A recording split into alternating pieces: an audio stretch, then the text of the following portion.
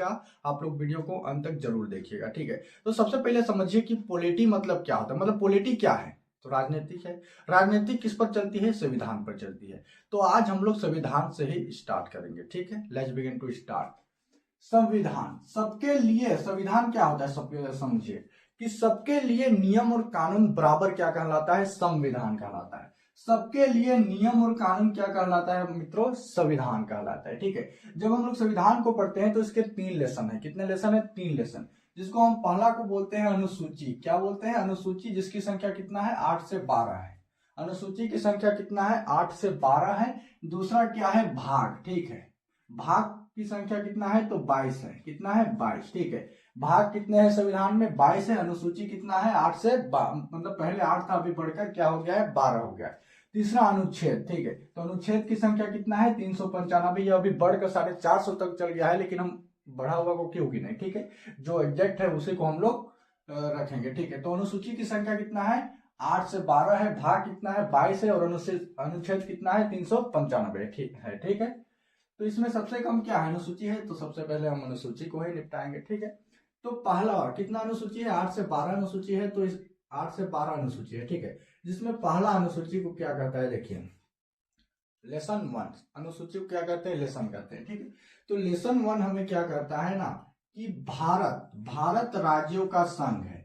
Lesson 1 हमें क्या कहता है कि भारत राज्यों का संघ है। मतलब भारत में यदि कोई राज्य चाहे तो वो राज्य को भारत अपना मिला सकता है। जैसे कि नेपाल, समझिए नेपाल चाहे कि हम भारत में आ जाए तो भारत उसको मिला लेगा। ठीक है, जैसे 16 मई 1975 ईस्वी को, कब, 16 मई 1975 ईस्वी को सिक्किम भारत में आया। क्या कौन आया, सिक्किम, मतलब भारत में आ गया। ठीक है, तो भारत उसको क्या कर दिया, अपना राज्य एक घोषित कर दिया गया। ठीक है, 16 मई 1975 ईस्वी को सिक्किम राज्य भारत में मिल गया। ठीक है, लेकिन एक बात यह है कि एक बार राज्य मतलब कोई भी राज्य भारत में आने से वो दोबारा और बिछड़ नहीं सकता है। ठीक है, तो ये है पहला पहला अनुसूची, आप लोगों को समझ में आ गया होगा।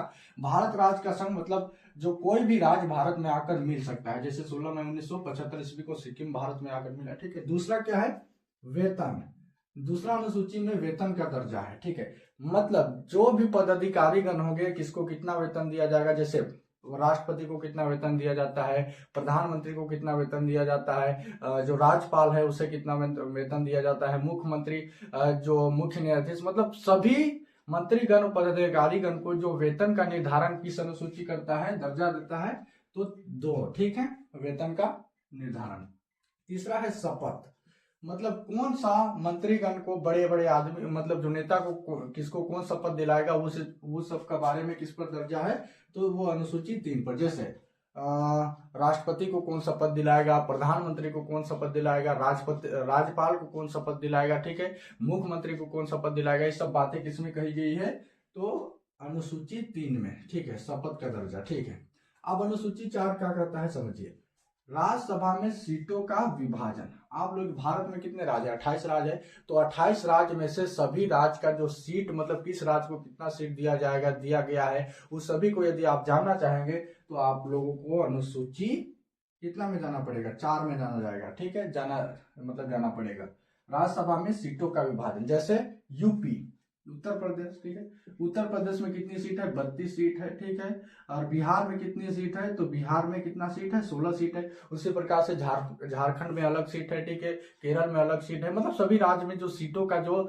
अलग अलग दिया गया है, राज्यसभा की सीटों की संख्या। ठीक है, 5वीं अनुसूची क्या कहता है हमें, तो लोकसभा में जो एससी एसटी को दर्जा, मतलब विशेष दर्जा, और मतलब सीटों को दर्जा दिया गया है और आरक्षण दिया गया है। मतलब जो लोकसभा में जो एससी एसटी के जो कैटेगरी के जो लोग हैं उसे एक विशेष प्रकार का जो इलेक्शन में उठने का दर्जा दिया गया है, एससी एसटी को आरक्षण दिया गया है। ठीक है, अब छठा अनुसूची हमें क्या कहता है, समझिए छठा अनुसूची मतलब पूर्वोत्तर राज्य। मतलब जो भारत की जो पूर्व दिशा में जो राज्य है, जैसे असम, मिजोरम, त्रिपुरा, ठीक है, जिसे हम लोग 7 सिस्टर बोलते हैं, मणिपुर, मिजोरम। ठीक है, तो उन लोगों को एक विशेष प्रावधान है। अब क्या प्रावधान है, देखिए आप लोग जाइएगा असम राज्य में, मेघालय में, ठीक है, त्रिपुरा में, ठीक है, मिजोरम में। तो यदि इन चारों राज्य में अगर कोई भी किसी भी प्रकार की समस्या हो रही है तो वहां के जो लोग ही उन लोगों का समस्या का समाधान कर सकते हैं, वहां पर कानून बना सकते हैं। उस कानून को संसद जो है वो एक्सेप्ट करेगा, क्योंकि वो राज्य जो है वो मतलब सरकार के अधीन से काफी दूर है। ठीक है, तो उस पे जो कोई भी समस्या पर यदि गड़बड़ी हो रहा है तो वहां के स्थानीय लोग उस पर कानून बनाकर उस समस्या का समाधान कर सकते हैं और उस कानून को संसद एक्सेप्ट भी करेगा। ठीक है, कोई दिक्कत नहीं दिक्कत। जैसे कि पूर्वोत्तर राज्य असम हो गया, मेघालय हो गया, त्रिपुरा हो गया, मिजोरम हो गया, इन चारों राज्य पर कोई भी समस्या का जो समस्या है तो उस पर समाधान करने का काम यही लोग अपना कानून बना के कर सकता है। ठीक है, अब 7वीं अनुसूची क्या कहता है मित्रों, देखिए 7वीं अनुसूची में शक्ति का विभाजन, मतलब शक्ति का विभाजन, केंद्र का अपनी अलग शक्ति है, राज्य की अपनी अलग शक्ति है, और दोनों मतलब कुछ ऐसे विषय पर कानून बनाने का अधिकार केवल केंद्र सूची को है, और जो राज्य सूची में जो कानून बनाने का अधिकार केवल राज्य सरकार का रहेगा। ठीक है, और कुछ ऐसे विषय है जिसमें कानून बनाने का अधिकार दोनों को है, उसमें राज्य सरकार भी कानून बना सकती है और केंद्र सरकार भी कानून बना सकती है। ठीक है, जैसे शिक्षा में कानून बनाने का अधिकार दोनों का है। ठीक है, परिवार नियोजन, इसमें कानून बनाने का अधिकार दोनों का है। ठीक है, तो मैं आपको बता दूं यहाँ पर जो राज्य सूची है, ठीक है, जो केंद्र सूची है उसमें लगभग 100 विषय हैं। ठीक है, इसमें 100 विषय पर कानून बनाने का अधिकार केंद्र सरकार को होता है। ठीक है, वही है राज्य सूची। राज्य सूची में कितना विषय है, तो राज्य सूची में कितना विषय है, तो राज्य सूची में 61 विषय है। ठीक है, राज्य सूची में कितना विषय है, 61 विषय है, तो इसमें कानून बनाने के अधिकार किस पर होता है, राज्य सरकार का होता है। वही सामर्थ्य में कितना है, तो 43 है। ठीक है, मुझे एग्जैक्ट पता नहीं है, लेकिन जब यही कहीं होगा, इतना ही कहीं होगा। ठीक है, तो आप लोग देख लीजिएगा कितना है किस पे। ठीक है, तो देखिए जो केंद्र सूची में मतलब जो कानून बनाने का अधिकार केंद्र सरकार को रहेगा, राज्य सूची में कानून बनाने का अधिकार राज्य सरकार को रहेगा, और कुछ ऐसे विषय है जिसमें कानून दोनों बना सकते हैं। ठीक है, कोई दिक्कत नहीं है दिक्कत। जैसे कि कुछ खास विषय है जिसमें कानून बनाने का अधिकार केंद्र सरकार का होता है, और जो राज्य सरकार है उसमें कानून कुछ ऐसे विषय जैसे कि राज्य सरकार, जैसे कि इसमें बैंकिंग आ गया। ठीक है, बैंकिंग आ गया, शिक्षा हो गया, इस सब में कानून बनाने का अधिकार किसमें है, केंद्र का है। ठीक है, कोई दिक्कत नहीं दिक्कत। आप देखिए 8वीं अनुसूची हमें क्या कहता है कि भाषा का मतलब भाषा का दर्जा, इसमें लिख सकते हैं। ठीक है, मतलब भारत में कितना भाषा है, 22 भाषा का दर्जा दिया गया है। ठीक है, जिसमें असम मणिपुरी, ठीक है, आसामी, मराठी, तमिल, तेलुगु, हिंदी, उर्दू, ठीक है, डोंगरी, सब 22 भाषा है। 22 भाषा मुझे याद नहीं है, आप लोग याद कर लीजिएगा। ठीक है, मतलब भारत में 22 भाषा बोली जाती है। ठीक है, भाषा का दर्जा। नवा क्या है, नवा अनुसूची में भूमि विभाजन, मतलब भूमि का विभाजन।